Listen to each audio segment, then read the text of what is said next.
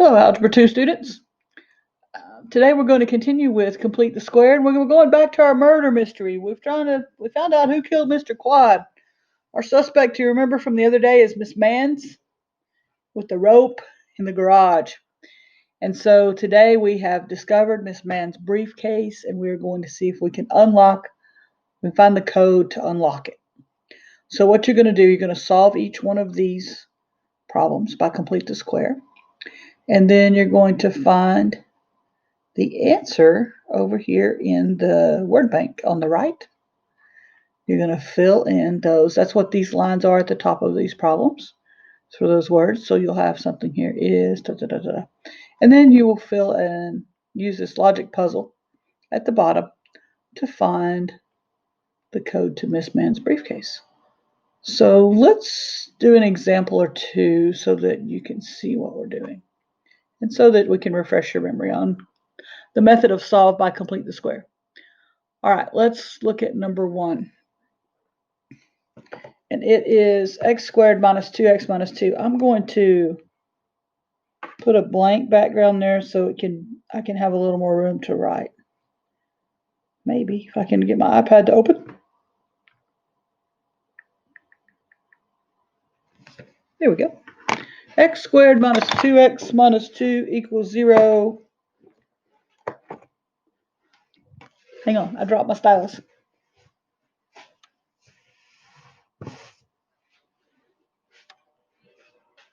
Okay.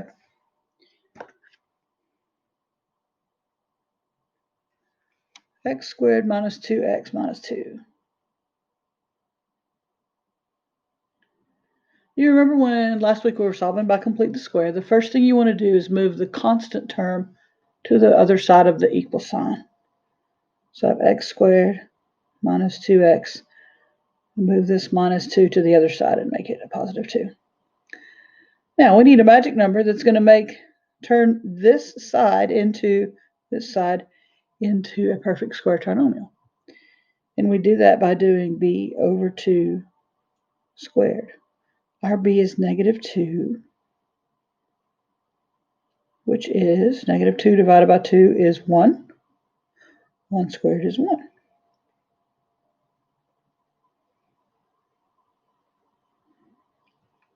Okay, so add 1 here because that makes this a perfect square trinomial. Add 1 here because what we do to one side of the equation we have to do to the other. The next step is to factor. Remember that when you factor a perfect square trinomial, we're going to use this variable and this sign and half this number. And then 2 plus 1 is 3. Okay. Then we're going to solve. By solve, we're going to take the square root of this side. If we take the square root of that side, we take the square root of this side. So I have x minus 1 equals plus or minus square root of 3. We can leave that 3 under the square root because 3 is not a perfect square. There are no perfect squares that divide into 3. Then we need to get the x by itself. How do we get the x by itself? We're going to add the 1. Now we can't add 1 to square root of 3, so now our answer is just x equals 1 plus or minus square root of 3. Right, what did we do? We moved the constant term to the right-hand side of the equal sign. We took the middle term and halved it and squared it to find the magic number. Added it to the left to make a perfect square. Add to the right to balance the equation. Solve by, factor the left side. Take the square root. Add the 1 to get the x by itself. So what do we have? 1 plus or minus square root of 3. Let's go back to your paper and let's look for 1 plus or minus square root of 3. Do you see it right here? It says digit b. So then this word, number 1, is going to be digit b.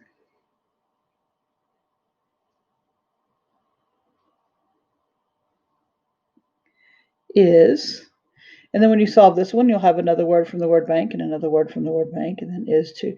So you're going to fill in all these words, and then it's going to give you clues to the logic puzzle at the bottom. Now let's go down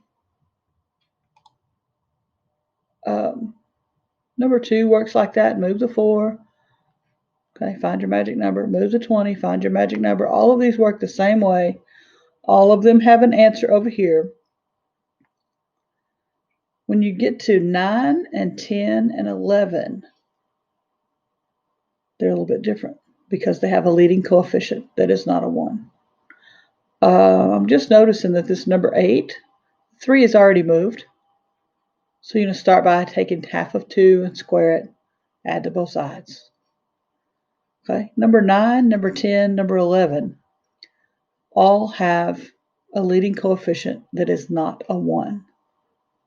So you're going to divide everything by what that leading coefficient is. This is 2x squared plus 12x plus 10.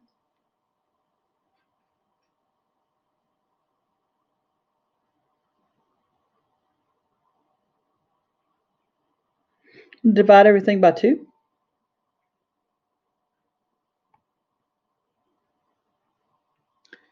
And then I'm going to move the 10.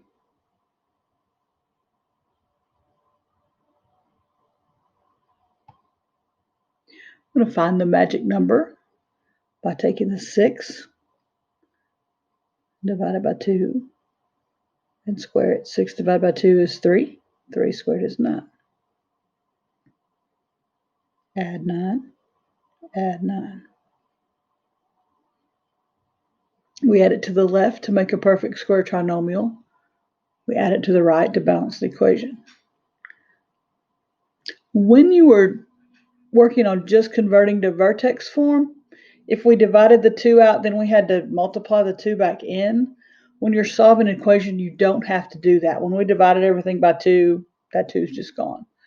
Okay, now factor the left side as x plus 3 squared. Where do we get the 3? It's either from the square root of 9 or you can do half of 6, either way. Equals negative 10 plus 9 is negative 1. That's not right.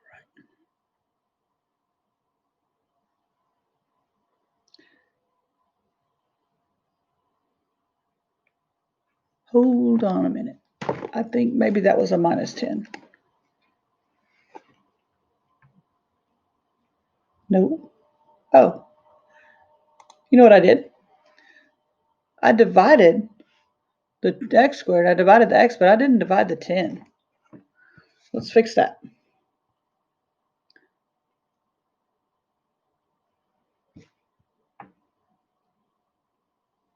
I did that earlier today when I worked out that problem. I don't know what's the matter with me. 2x squared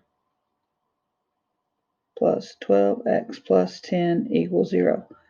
Okay, when you divide by 2, x squared plus 6x, this 10 is now a 5. That's why. I knew that messed up because I had a negative to go under the square root sign. And you can only have a negative under the square root sign when you have an imaginary number. And we're not going to get to that till next week. Yes, imaginary numbers next week. Okay, now what? Now let's move the 5. That's going to be better. Again, take the 6 and divide it by 2 and square it. That's 9. Take that 9 and add it here and add it here. Factor.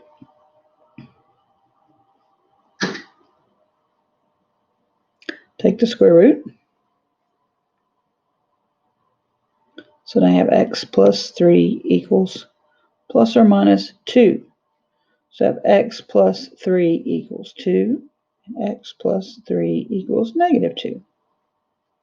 Subtract the 3, and you get x equals negative 1. Subtract the 3, and you get x equals negative 5. Okay, what did we do? Because the leading coefficient was not a 1, we divided everything by 2 first. Now let's go back and look.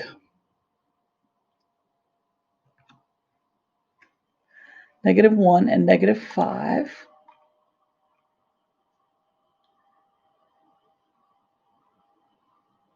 There it is. Notice it's in a different order, but it's digit C. So right here you would write digit C. On number 10, you're going to divide everything by 4. The 65 is already moved to that side, so you're going to divide it by 4. And then you're going to use this as your middle term, find your magic number. This one is going to be a fraction, but it'll be okay. Let's do that one. 3x squared plus 20x plus 36 equals 4.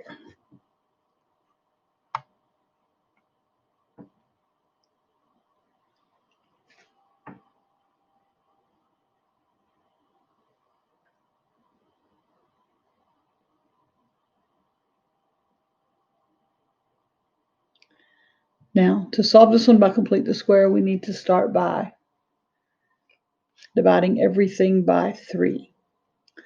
I would actually subtract the 36 first.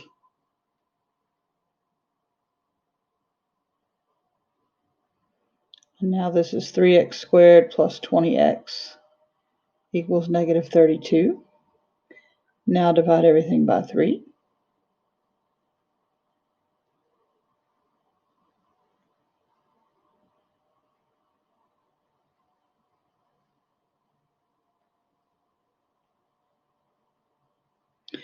Now, to find our number, our magic number, we're going to take that 20 over 3 and half it and square it.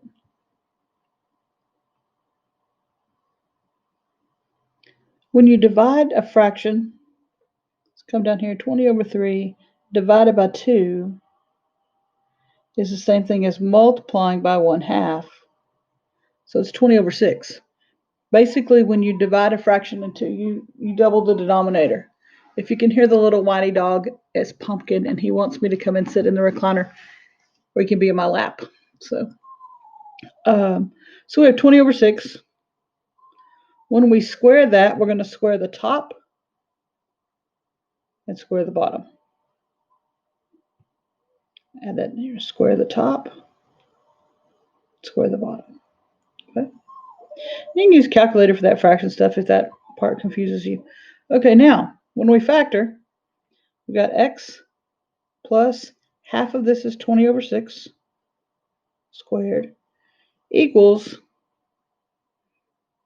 now, do we have to change that 32 over 3 to 36? 3 goes into 36. 12 times, so I need to multiply 12 times negative 32. Hey Siri. What's 32 times 12? 32 times 12 is 384.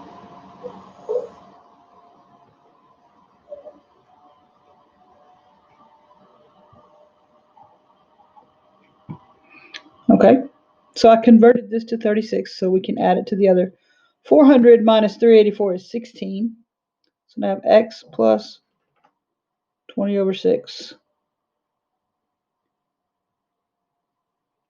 If we take the square root and take the square root, that's 16 over 36. Which, that's a good thing there. I wouldn't even reduce that because those are both perfect squares.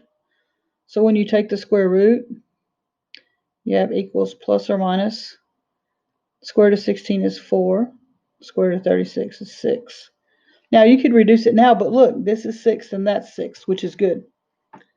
So now we're going to subtract our 20 over 6.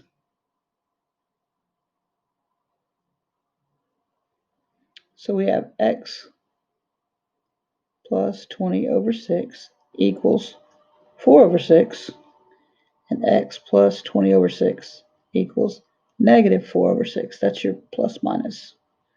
Subtract 20 over 6. 4 minus 20 is negative 16. Subtract 20 over 6. That's negative 24. This one, when you reduce it, is 8 over 3.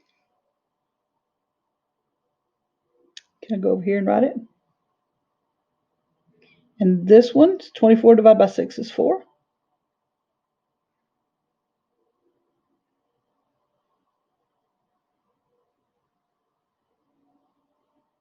Those are your answers, negative 8/3 and negative 4. Little ugly fraction work in there, but what do? We subtracted the 36, then we divided everything by 3 because your leading coefficient needs to be a 1. Then we did 20 over 3. We halved it and we squared it. Added it to both sides. Took the square root and simplified. And what was it? Negative 8/3. And I'm looking. There it is. Digit B. So digit B is this 11. So that only leaves you one that you have to divide out, and the rest of them. And then you'll mark off, it says, so it's going to tell you, like, this is 2 less than this one. This one's greater than that one. So use your clues. You can use this little grid to mark things off. And then this right here will be the code to Miss Mann's briefcase. All right, have fun. We'll talk to you later.